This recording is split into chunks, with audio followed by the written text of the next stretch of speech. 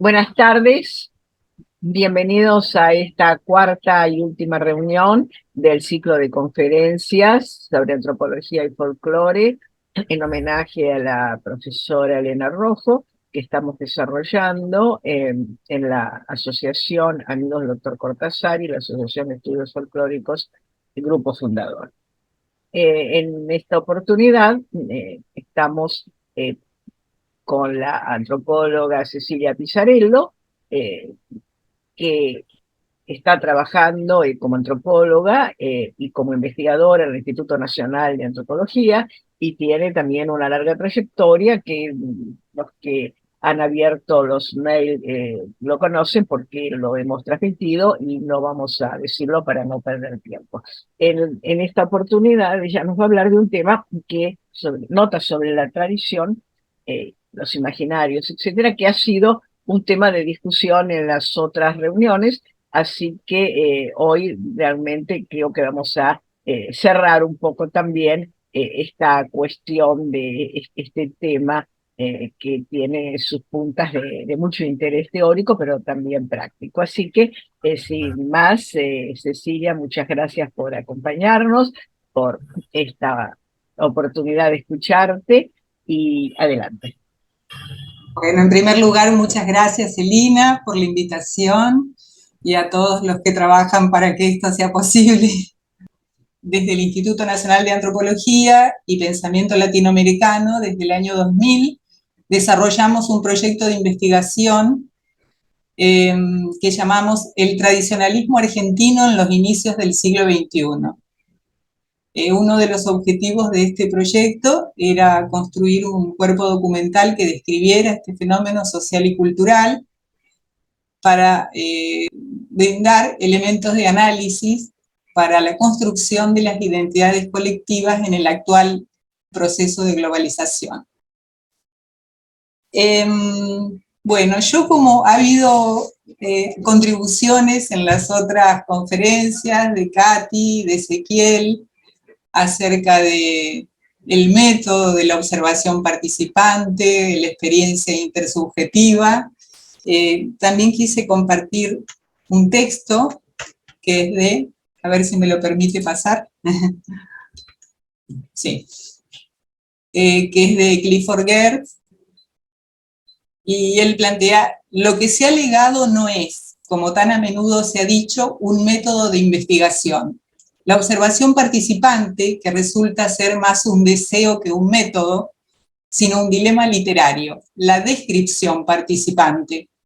El problema, por plantearlo en términos tan prosaicos como sea posible, es el de representar el proceso de investigación en el producto de investigación.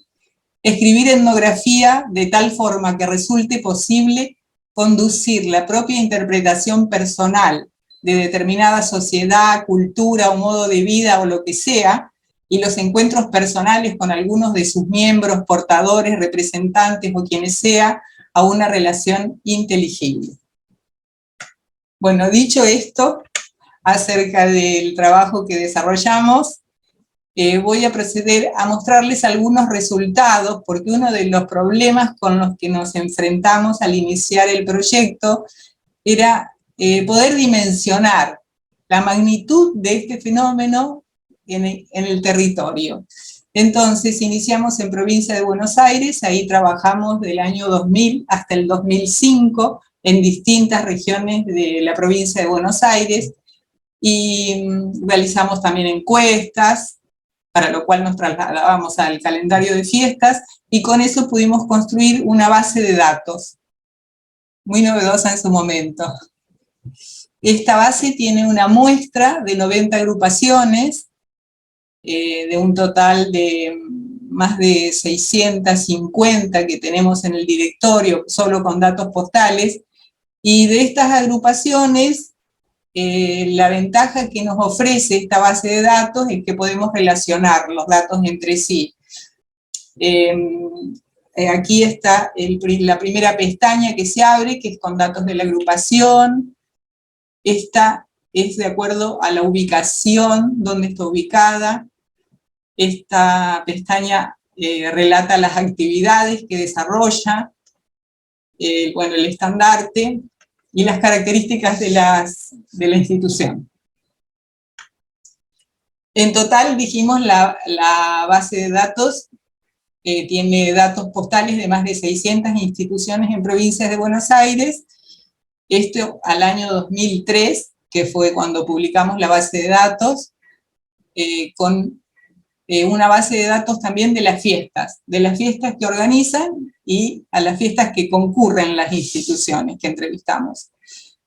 Hay un álbum de fotos de las instituciones donde se hace un relato a través de fotografías de lo que son las instituciones tradicionalistas y otro con las fiestas, donde hay una clasificación de fiestas.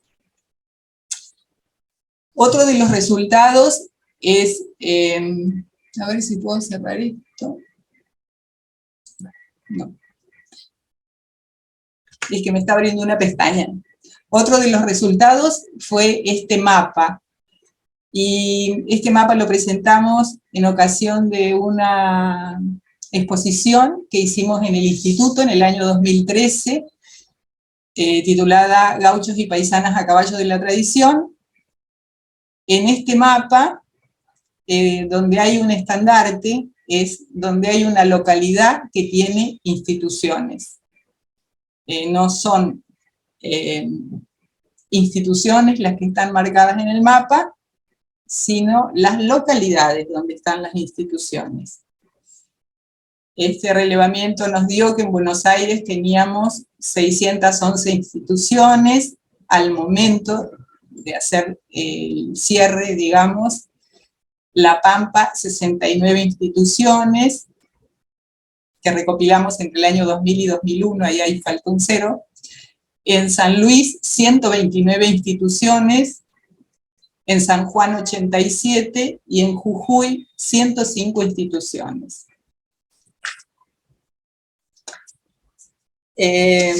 Bueno, para completar una pequeña descripción, introducción sobre el tradicionalismo, vamos a decir que las instituciones que lo conforman se llaman comúnmente agrupaciones gauchas o tradicionalistas, centros tradicionalistas o gauchos también, círculos criollos, peñas nativistas o fortines, reciben distintas denominaciones. Y de acuerdo a las posibilidades que tiene la institución, a veces no tienen una sede, sino que funcionan en casas de familia, realizan actividades de enseñanza, dando talleres de soguería, talabartería, platería criolla, tejeduría tradicional, música folclórica, danzas nativas, a veces también de payadores. Otro grupo de actividades son las actividades de difusión, donde podemos mencionar programas de radio, charlas en escuelas, exposiciones. Y un tercer grupo de actividades son las que denominamos cultura ecuestre. Y ahí incluimos clases de equitación, equipos de pato, corrida de sortija y otras destrezas. Pero el lugar de reunión de este entramado de instituciones es el calendario festivo, que hemos clasificado en fiestas de religiosidad o devoción popular, fiestas de la cultura ecuestre, fiestas tradicionales, fiestas patronales o de los pueblos, y fiestas que celebran la historia regional y nacional. A partir del análisis de las actividades que organizan y de las cuales participan las instituciones, incluido el calendario de fiestas y celebraciones, podemos considerar como ejes convocantes el territorio no como cartografía, sino como lugar de apego afectivo y de la memoria social, el relato histórico y regional, la cultura ecuestre y la figura del gaucho. En esta ocasión vamos a reflexionar acerca de dos de estos significados que consideramos importantes para entender este imaginario. Uno son los significados atribuidos al gaucho y el otro al territorio vinculado con esto que acabamos de decir de la memoria social regional. Vamos a empezar por el gaucho. Y con una cita de Hugo Ratier. A principios del siglo XX, desde las élites se lo declara al gaucho moribundo muerto.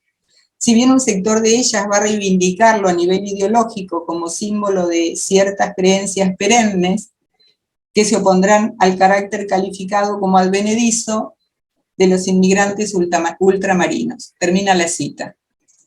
Bueno, esta idea de que el gaucho está ya muerto, digamos, en la actualidad en el tradicionalismo hay quienes la repiten y entonces no se reconocen a sí mismos como gauchos, sino como criollos. Pero hay otro grupo que sí se reconoce como gaucho. Los que se reconocen tanto como gauchos como criollos reconocen en el arquetipo del gaucho, en el arquetipo la figura del gaucho, digamos. Yo voy a compartir con ustedes un par de relatos. Uno es son comentarios muy breves. Uno es del presidente de una agrupación gaucha de San Luis, que nos dice así, lo cito: el gaucho ya prácticamente ha desaparecido. Queda un remanente de criollismo, y es eso lo que la gente cree. Pero bueno, ha desaparecido el gaucho, ha quedado ese criollismo. Eso es lo que hay que conservar. Y el siguiente corresponde a una paisana de Jujuy, su abuela, que ahora tiene más de 90 años, fundó un fortín gaucho en la localidad de La Almona en el año 1960 y ella aún participa. Esta paisana nos dice así: el gaucho es un recipiente de dos culturas, donde conviven dos culturas, y no provocando la pelea de ambas. Cuando se realiza la marcada, por ejemplo, en agosto, se le da de comer a la tierra, y le piden que bendiga a la familia, que los animales se reproduzcan, que haya pasto, que haya agua. Cada familia está viendo de festejar a la Pachamama de distintas formas. Nosotros le damos de comer, preparamos la comida, le damos lo mejor a la Pachamama, la bebida, todo. Más allá de estas, termina la cita, más allá de estas diferencias de reconocerse como gaucho o como criollo, para todos los tradicionalistas, la figura del gaucho representa el personaje épico en la construcción de la nación, indispensable para conquistar la independencia y definir el territorio, que fue perseguido por el poder central y la complicidad de leyes y autoridades que veían en su libertad una amenaza al orden establecido, y que ocupó un lugar decisivo en las luchas de unitarios y federales. Se lo asocia con oficios camperos, con usos, costumbres y creencias amenazados de extinguirse. Bueno, ahora vamos al otro punto, que es la relación con el territorio. En este concepto que dijimos del territorio como espacio de inscripción de un pasado histórico y de la memoria colectiva. Para esto elegimos, para ejemplificar, 3 celebraciones en las que se destaca el protagonismo de la región. Los hechos históricos que se rememoran, que son el Tratado de Guanacache, la figura de Martín Miguel de Güemes y el éxodo jujeño, se enlazan, por un lado, con valores y cualidades que se considera que deben formar parte de la tradición cultural, y por el otro, actualiza su defensa del federalismo. En este último aspecto, si bien el debate sobre la importancia y la participación de las provincias cíclicamente aparece en encendidos discursos, es un tema que todavía está pendiente a pesar de los siglos que han pasado. Las 3 celebraciones que hemos seleccionado para este trabajo hacen referencias a luchas y a conflictos que ocurrieron durante el siglo XIX.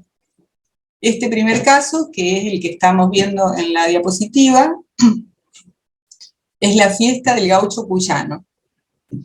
Desde mediados de los años 90 se lleva a cabo la fiesta del gaucho cuyano en la localidad de Trancas, que es el punto tripartito entre San Juan, San Luis y Mendoza. Y lo que se celebra es un tratado del año 1827, es un tratado de hermandad de las distintas gobernaciones frente a la amenaza de las guerras civiles que era ya casi inminente. En la siguiente diapositiva pueden ver, este es el lugar donde se hace, que no es tampoco un lugar elegido de manera antojadiza. Las Trancas quedan muy cerca de donde se firmó el Tratado de Guanacache. Hay muy pocas construcciones, eso se puede ver en la diapositiva de abajo, pero bueno, se realiza un fin de semana, generalmente las fiestas son los fines de semana, porque es cuando la gente tiene el tiempo libre y puede disponer para trasladarse. A la izquierda, en la parte superior, está el monolito que celebra este tratado, tiene 3 caras y cada cara mira a una provincia, y ahí hay tallado un gaucho con su vestimenta de la región y su caballo también. Esta fiesta dura todo un día, en el que se hacen destrezas, y a la noche baile y música. El siguiente ejemplo es el homenaje al héroe. Hay una revista tradicionalista que se llama Fogón de Huella, que es de la provincia de San Luis, y lo celebra de esta manera. Dice: Martín Miguel de Güemes adhirió de inmediato a la causa revolucionaria, participando de la primera campaña al Alto Perú. Formó el escuadrón de salteños que se incorporó como vanguardia del Ejército del Norte y las milicias del Valle. En Salta la consigna de Güemes y sus gauchos era no dejar pasar al invasor. Para ello pondrían en juego toda su astucia, sus destrezas de jinete, su valor. Sin tregua de día y de noche, el jefe salteño y sus infernales, entre los que se contaban numerosos jujeños, sorprendían a los realistas. El 17 de junio de 1821, producto de las heridas que le habían provocado en un ataque realista, una partida, 10 días antes muere Güemes en la cañada de la Horqueta. Termina la cita de la revista tradicionalista. El homenaje del pueblo al héroe, como es llamado comúnmente en Salta, sin agregar su nombre, se realiza todos los 16 de junio desde el año 1944. Los fortines gauchos se reúnen en el monumento que recuerda el sitio donde falleció, Cañada de la Horqueta, alrededor de fogones y guitarreadas. La espera se extiende hasta la madrugada del 17. Esto lo llaman la guardia bajo las estrellas. Comienza a las 23:45 con la entonación del himno argentino, y a las 24 se realiza un toque de silencio. Bueno, vamos al tercer caso, que es el éxodo jujeño. En la ciudad de Jujuy, todos los años, en el 23 de agosto, se realiza una dramatización de lo que fue la devastadora salida del pueblo hacia Tucumán, destruyendo las viviendas y abandonando las pertenencias. Una caravana que organizan las agrupaciones gauchas atraviesa el centro de la ciudad con ropa de época y carretas, y se reviven las dramáticas situaciones, las dramáticas circunstancias con la quema de construcciones que han sido levantadas para la ocasión. Así nos cuentan unos integrantes del fortín. La fiesta del éxodo es la mayor fiesta del gaucho. Hay muchos que solamente se preparan todo el año para poder participar en el desfile el 22 y el 23 de agosto, porque no hay mayor orgullo que desfilar con su caballo. Se puede tener algo de plata en la montura, pero el traje tiene que estar de punta en blanco, su poncho, su sombrero. Vienen de todos lados, vienen de todas las provincias, toda la gente de Jujuy, de los pueblos más chiquitos, más alejados. El deseo más grande de cualquiera que sea gaucho es venir y desfilar el 23 de agosto acá en la capital. A la marcha vienen a caballo los gauchos desde Humahuaca, pasan por Guacalera, Tilcara y se van sumando gauchos. En relación a estos 3 casos que citamos, se evocan hechos y gestas en las cuales se pone de manifiesto la importancia histórica de la región y sus habitantes, afirmando además el sentimiento de pertenecer a la nación. La recreación de la memoria histórica y su teatralización posibilita que se expresen las dificultades y problemáticas de una tensión permanente que no ha perdido vigencia entre los intereses provinciales y el gobierno central. Plantea Víctor Turner, lo cito: en sus performances, los grupos reexperimentan los códigos identitarios y ponen en juego su capacidad reflexiva en dos niveles. Uno, como actores, en cuyo papel pueden llegar a conocerse mejor. Dos, en el que se comprenden a sí mismos a partir de la observación. La participación en las performances generadas o representadas por otro grupo de seres humanos. En el primero, la reflexividad es singular, aunque actuada en un contexto social. Y en el segundo, la reflexividad es plural y supone la presencia del otro y de la diferencia. Bueno, a modo de conclusión, no obstante, el sistema de significaciones y creencias de quienes participan del tradicionalismo no es homogéneo. Hay una evidente pluralidad de perspectivas de los individuos que viven e interpretan estas representaciones.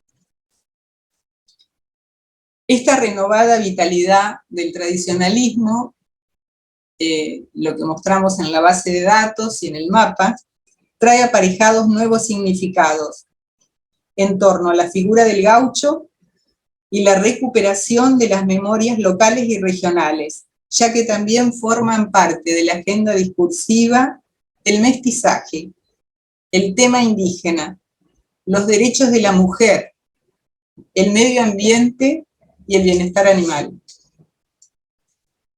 La globalización y sus efectos, desde la preponderancia del capital financiero internacional que ha socavado la economía de los países y las nuevas tecnologías que modificó el mundo del trabajo, el descrédito de la política y la consecuente fragilidad de los estados nacionales, hasta los formatos culturales para un consumidor planetario, alientan, en el caso que nos ocupa, el tradicionalismo, la defensa del patrimonio como refugio de la identidad.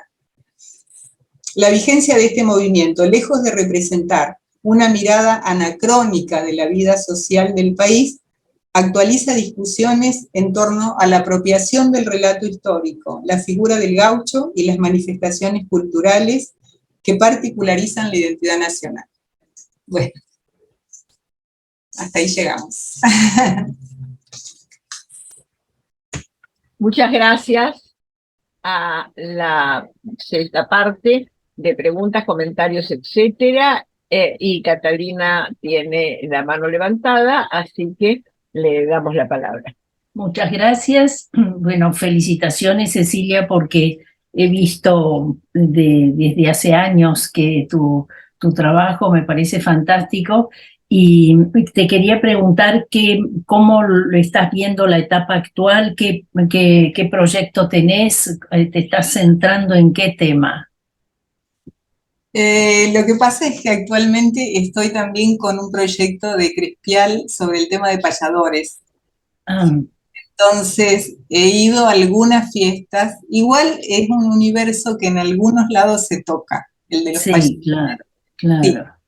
Y en realidad este proyecto de payadores es muy puntual, es para relevar qué pasó en la pandemia con todo esto.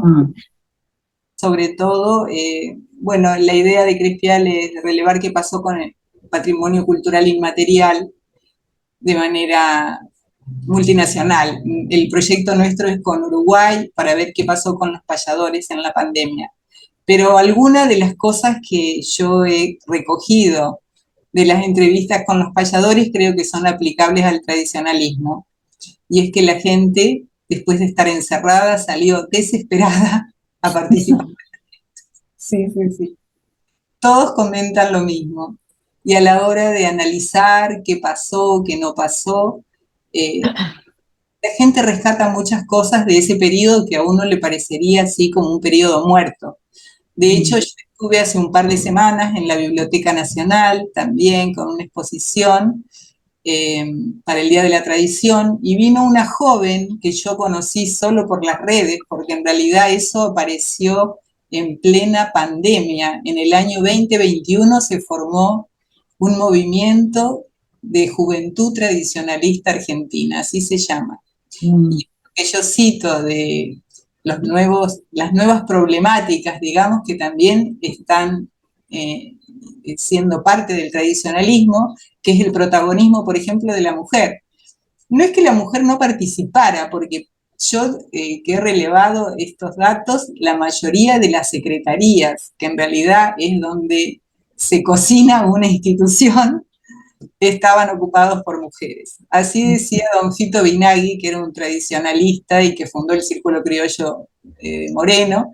Él decía, él fundó también la Federación de Centros Tradicionalistas de la provincia de Buenos Aires, y él decía que nunca quería ocupar el lugar del presidente, porque en ese lugar no se trabajaba, que en el lugar donde se trabajaba era en la secretaría, y la mayoría de las secretarías estaban en ese momento ocupadas por mujeres. Pero este nuevo movimiento, que se llama así, Movimiento de Juventud Tradicionalista Argentina, son jóvenes que tienen entre 18 y 30 años. Katy, vos que conocés mucho, les recomiendo, Katy también tiene un artículo, porque también ha trabajado el tema muy interesante sobre la festividad del Gaucho de Madariaga.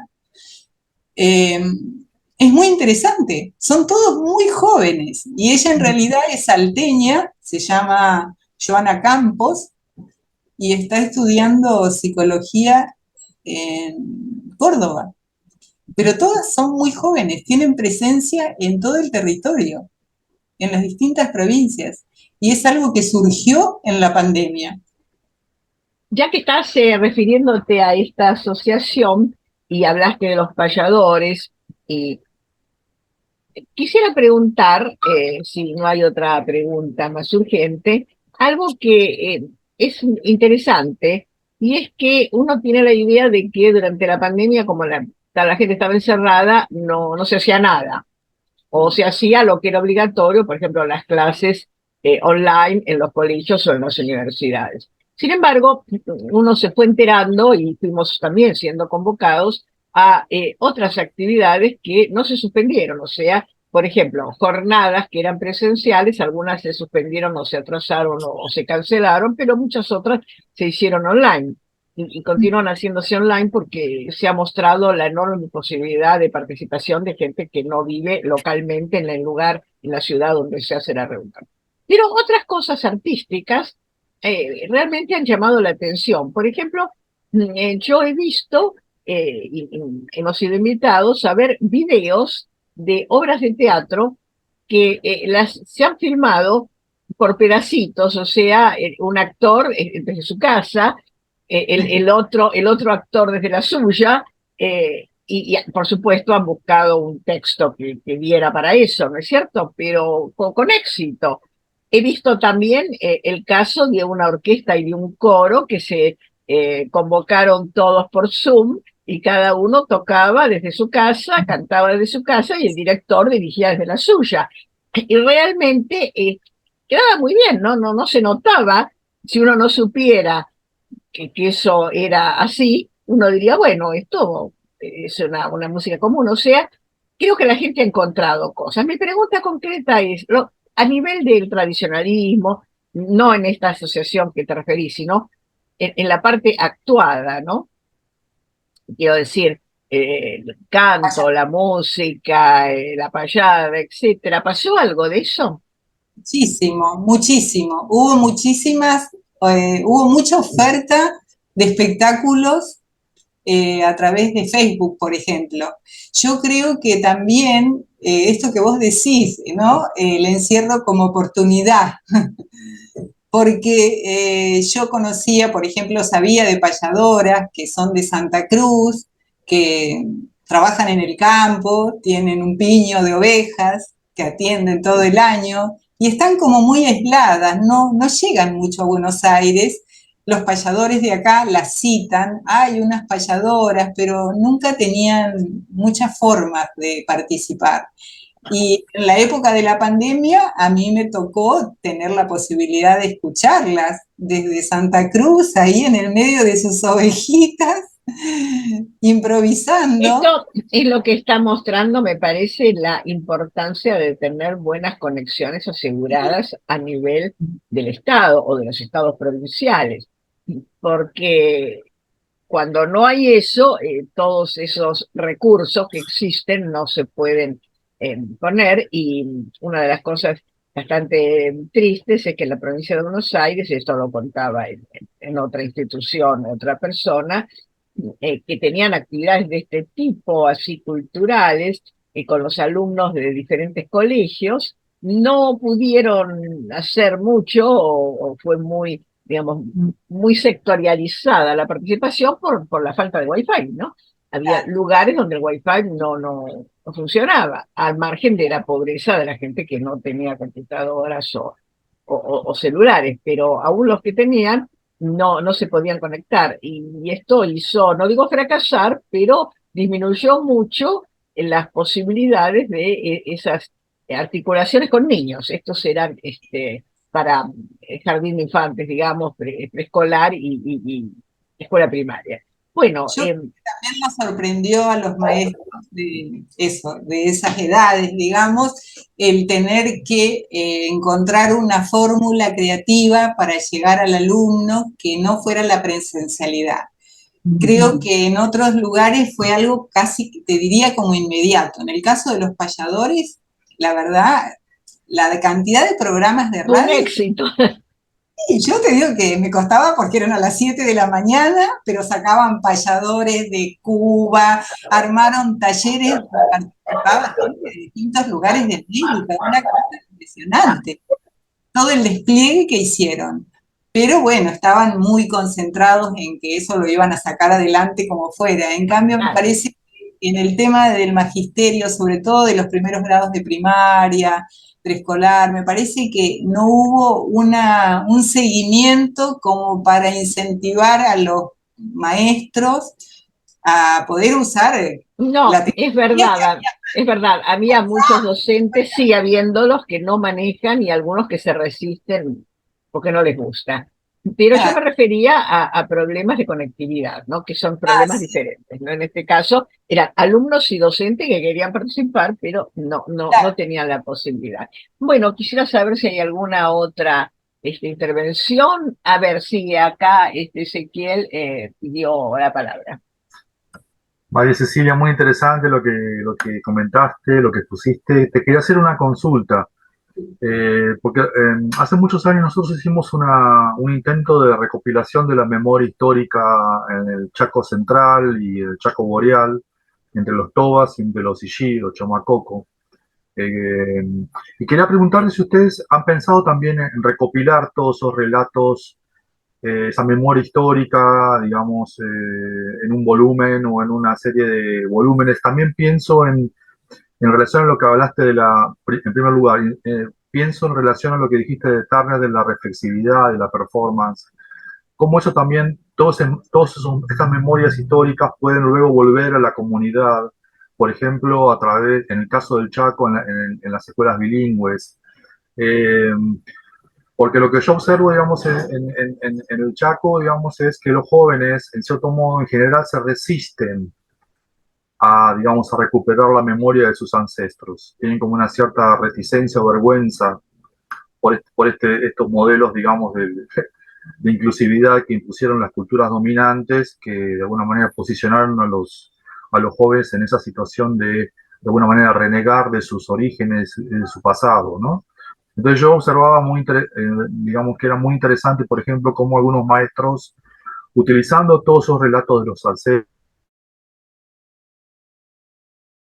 un proceso de reversión reflexiva de esa memoria histórica, y los chicos, digamos, de alguna manera conocían el relato de sus padres o de sus abuelos a través de estas memorias históricas, ¿no? Que los antropólogos en alguna manera contribuimos digamos, a que no se pierda, ¿no? Y te quería, bueno, preguntar eso también, cómo lo veías eso de recuperar toda esa memoria para los jóvenes, ¿no? Sí, sí. Bueno, yo en Chaco trabajé poco. Trabajé más en el Potrillo, en Formosa. Claro, Y ahí había mucho trabajo desde la escuela. Ahí incluso se formó una escuela secundaria de maestros, no auxiliares, de maestros indígenas, pero te estoy hablando del año 95, recién salida la ley, a pedido de la comunidad, porque la gente quería tener maestros de su comunidad. Y ahí se hizo un trabajo muy interesante de recuperación, incluso se hicieron libros de lectura junto con la comunidad y todas las ilustraciones eran ilustraciones de los chicos y ahí se recuperaba toda la memoria, no solo del Potrillo, sino del Chaco salteño, que es un área interesantísima y bueno, y que ha jugado un rol muy importante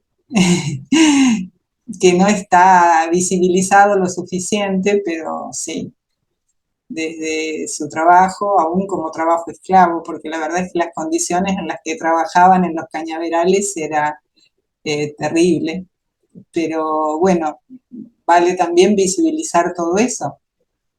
Entonces, yo lo que conozco de esto que vos me estás preguntando, en el tradicionalismo hay mucho joven, ¿sabes?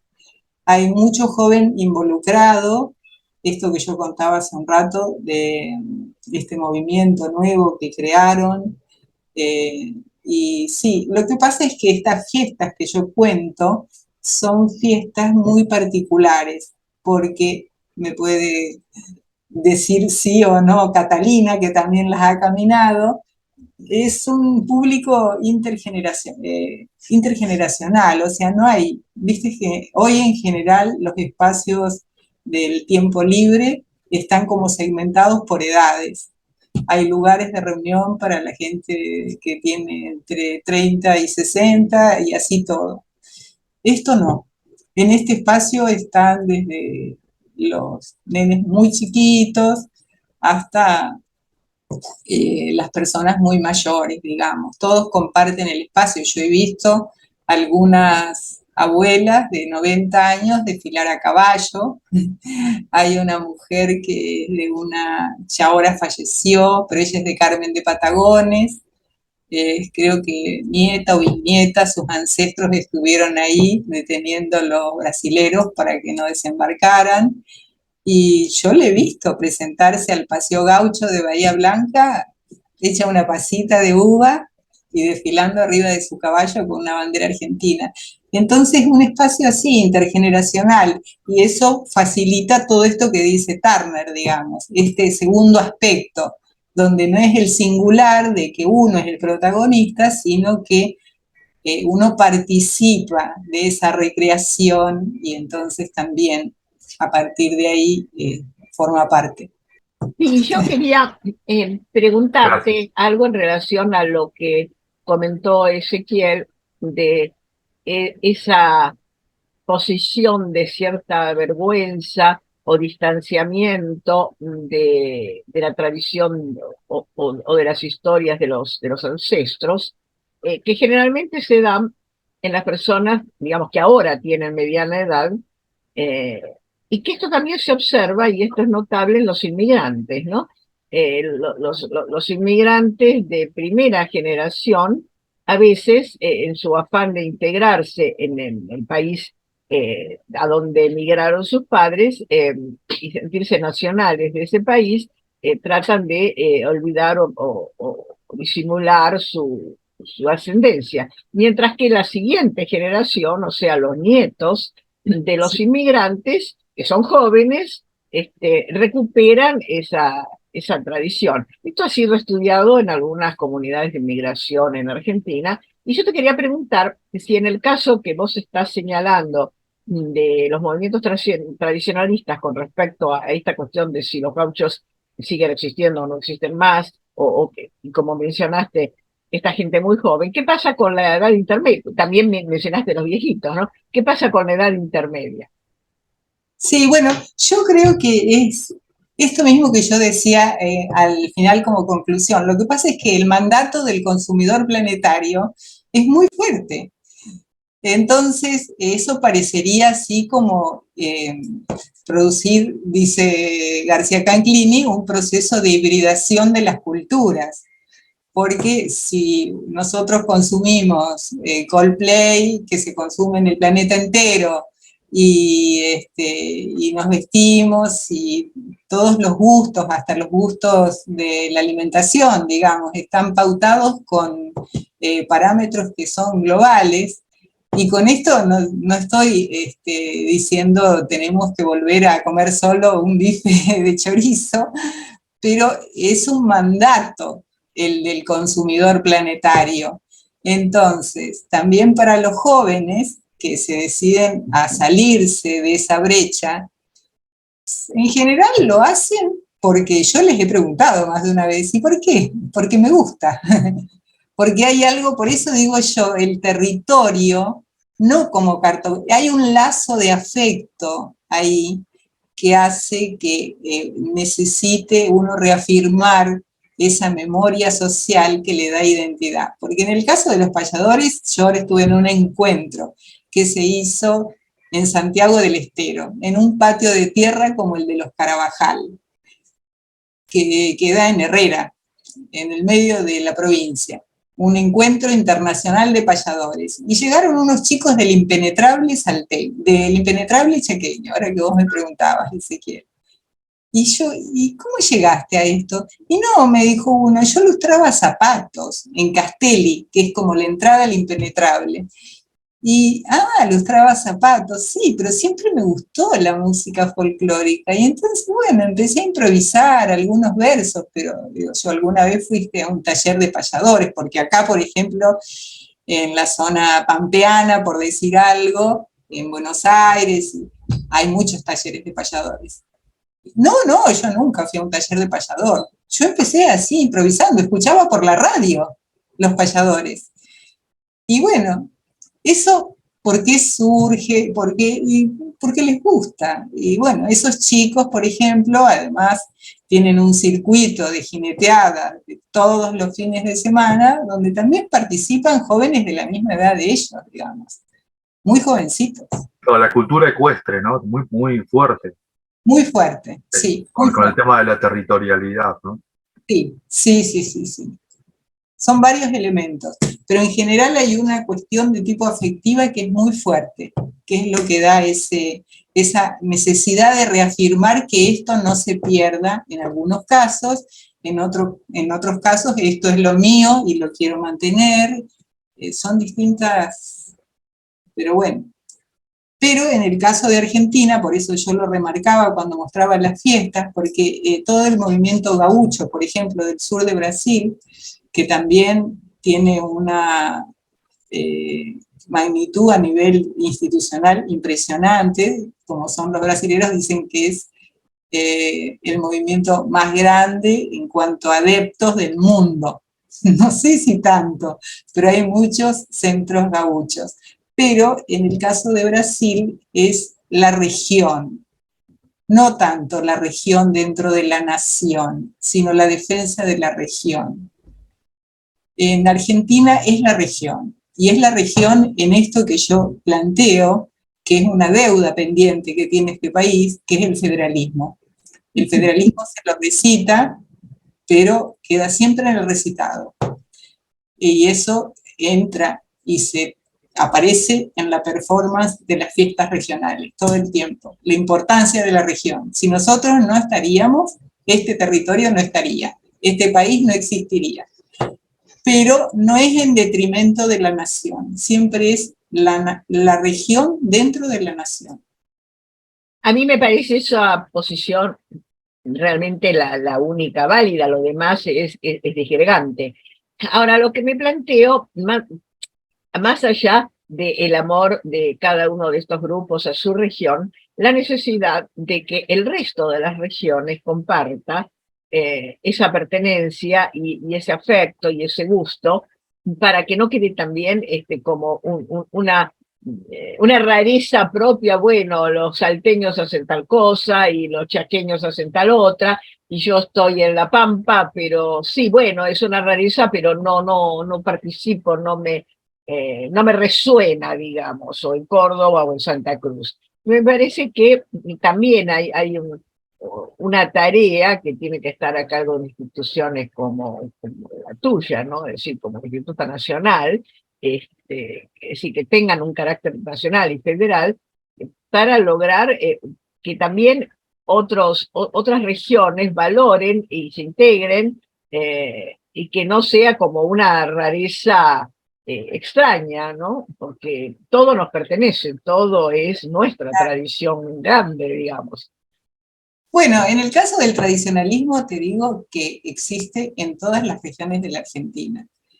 Yo he estado en fiestas como la del regreso del veranador, por ejemplo, que celebra el tema de la trashumancia en el noroeste de Neuquén, que ocupa al 80% de la población, porque el 80% son crianceros y crianceras que trabajan la ganadería con este sistema de trashumancia, y cuando regresan de la veranada se hacen las fiestas del veranador. O sea, hay fiestas en todo el país. Yo creo que es cierto lo que vos estás planteando, que a lo mejor falta una mayor visibilidad para que uno también pueda sentir que todas esas diferencias regionales también a uno le pertenecen, ¿no? ¿Alguna otra pregunta, comentario? Sí, hay Catalina está pidiendo la palabra. Nosotros hicimos el trabajo en el instituto en la década del 70 y nos pidieron un relevamiento, o en fin, que si presentáramos un panorama de la cultura tradicional en provincia de Buenos Aires, y yo tomé el tema gauchesco, pero digamos sobre todo su manifestación festiva, y con los centros tradicionalistas. En ese momento, cuando empezamos el trabajo, la verdad es que en los centros urbanos como Buenos Aires teníamos la creencia así urbana, sin haberlo estudiado, de que eran espectáculos hechos para los turistas, sobre todo porque lo que dominaba en los medios, lo único que se comentaba, eran las fiestas y los espectáculos hechos en San Antonio de Areco, con una figura que promovía mucho esto, que era el Guiraldes, la familia Guiraldes. Entonces, ese tema había impregnado el ambiente, y era un tema que no era para nada considerado relevante en el ambiente de antropología, porque parecía algo sostenido por instituciones, por dinero público o dinero simplemente del comercio resultante de esas fiestas. Entonces, bueno, nos acercamos a San Antonio de Areco, cada uno de nosotros los investigadores tomó cada uno su tema, y yo, como me interesaba ver ese tema de las fiestas, pero no había prácticamente literatura. Entonces me acerqué a los peones que estaban allí con sus caballos, y cerca de los alambrados donde les daban de comer y demás, había un fervor tan notable en esa gente. Y después Marta Blasch tomó el tema ella estaba en ese momento en la época que sobre todo le daba mucha importancia al folclore, pero de actividades que no eran institucionales. Y ahí me pareció muy interesante porque era justamente un desafío teórico al revés, que eran instituciones populares, como son esos centros tradicionalistas, hechos por la gente misma, sin ningún apoyo estatal. Eran ellos que tejían esas instituciones y que dedicaban muchos recursos, porque era gente humilde que se invertía mucho dinero y cuidaba como tesoro su faja, su rastra, su caballo. Algunos venían con varios caballos del mismo pelo, que eran tropillas de un solo pelo, que eso es algo muy, muy buscado. El tiempo dedicado a amansar esos caballos para que anduvieran juntos, todo ese fervor que se manifestaba en cosas bien prácticas, bien visibles, empíricamente visibles, y que desafiaban las teorías sostenida por algunos antropólogos. Bueno, después continuamos un grupito, nos dividimos y fuimos a General Madariaga, y, detrás de Villa Gesell, todavía no estaba separado la costa, los municipios de la costa, y allí, francamente, también no había ningún Huiraldes, no había ninguno de esos personajes, de figuras públicas muy importantes, y era puro fervor popular. Lo mismo en Ayacucho, la fiesta del ternero en Ayacucho era un despliegue de asados, pero gigantesco. Y desde ya que ese fervor popular, cuando alguien asume la intendencia, el intendente trata de apoyar esto, y ahí se vuelve institucional, pero la base es totalmente popular. Y me parece que ese entusiasmo, muchas veces acompañado por dimensiones religiosas, por ejemplo, la devoción a la Virgen de Luján y cumplir una promesa, etcétera, etcétera. Es un fenómeno riquísimo, con mucha fuerza popular, y que me parece que sí que se combinan entre sí las distintas regiones, porque se invitan, y hoy día es más fácil circular de un lado al otro del país, pero están muy vinculados entre sí. Y esa enorme cantidad de centros que registró Cecilia muestran la vitalidad y algo que casi no recibe apoyo estatal. Así que me parece que es un fenómeno muy importante de la cultura popular argentina. Así que yo agradezco a Cecilia que continúe con esos temas. Gracias, Katy. Muy bien, muchas gracias por las referencias históricas de la buena memoria de Catalina. Muchas gracias. ¿Hay alguna otra intervención? Sí. Ezequiel. Quisiera hacer una pregunta. Sí. Porque hay una dimensión interesante también para pensar estas cosas, que es también cómo se apropian los estados nacionales o los grupos hegemónicos o los grupos de poder de estas experiencias de la tradicionalidad, ¿no? Se piensa, por ejemplo, digamos, cómo se construyó un relato de la nación o de la nacionalidad, digamos, en las gestas de independencia, por ejemplo, por un lado, o a través de las fiestas mayas, en el rosismo, en fin, digamos, también hay digamos, un intento, digamos, de los grupos de poder o digamos, de construir un relato a partir con el fin de legitimar ciertas ideas o ciertos conceptos de lo propio y de lo ajeno, de la nación, del Estado, de lo que es propio y de lo que no lo es. Quiero saber si vos también pensaste en esa concepción, ¿no? Sí, claro, lo que pasa es que, bueno, yo creo que hoy, más que a través del tradicionalismo, eso se realiza a través del sistema escolar, digamos. Me parece que el relato circula más por ahí.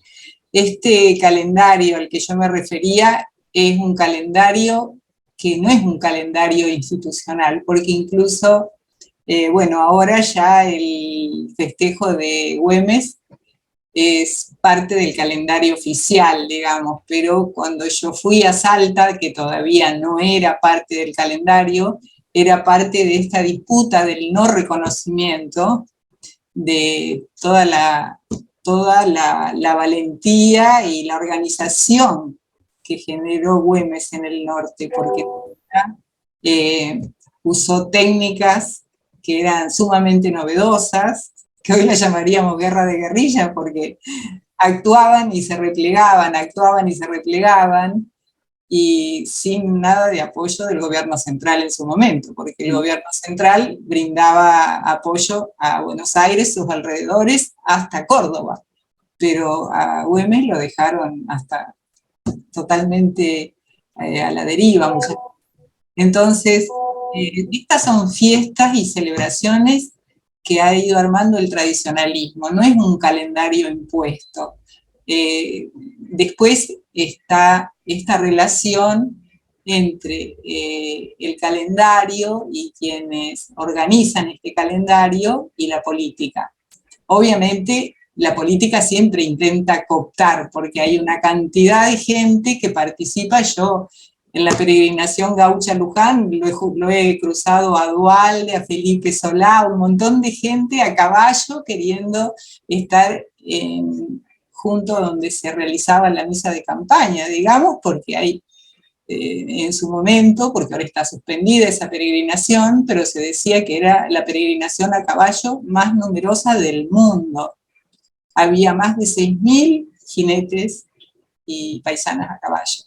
Entonces, claro, que hay un interés por cooptar eso.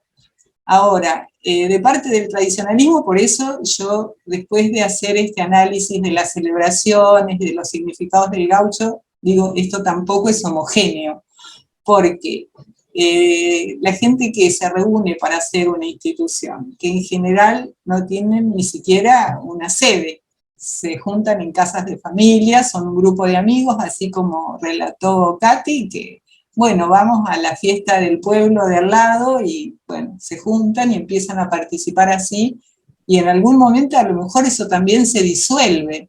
Por eso yo puse las fechas en las cuales relevé, porque tampoco son permanentes, digamos. Muchas por cuestiones así, fortuitas, digamos, pero se deshacen.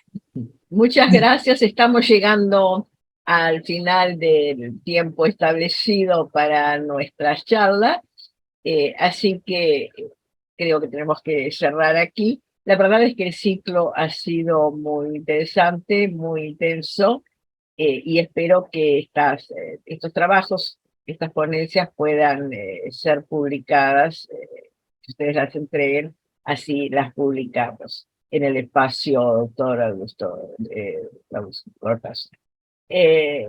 Y esperamos también poder realizar un segundo ciclo el año que viene, en el primer semestre, también con 3 o 4 conferencias que sigan ahondando en estos temas, de modo que quedan todos invitados a proponer temas, cuestiones, etcétera, para profundizar en este espacio que fue creado hace tantos años, hace 22 años, 21 años por Elena Rojo, y que ahora felizmente estamos recuperando.